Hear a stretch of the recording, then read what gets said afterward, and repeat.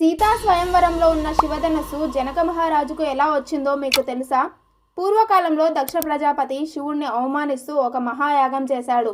శివుణ్ణి ఆహ్వానించకుండానే యాగం జరిపాడు. శివుడు లేని చోట మంగళం ఉండదని తెలిసినా అహంకారంతో దేవతలు ఆ యాగానికి వెళ్లారు.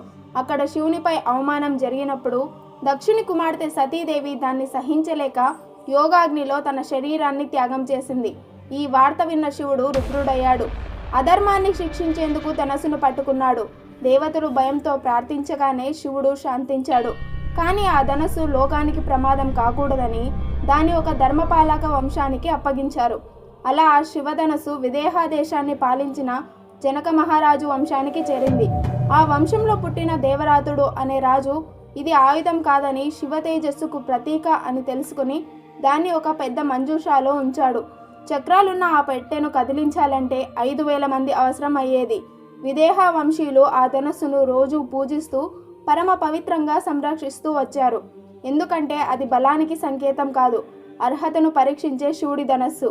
అయితే శివధనస్సుకు సీతా కళ్యాణానికి సంబంధం ఏమిటి? దీన్ని తెలుసుకోవాలంటే రేపటి వరకు వెయిట్ చేయండి. Thank you for watching. Do subscribe.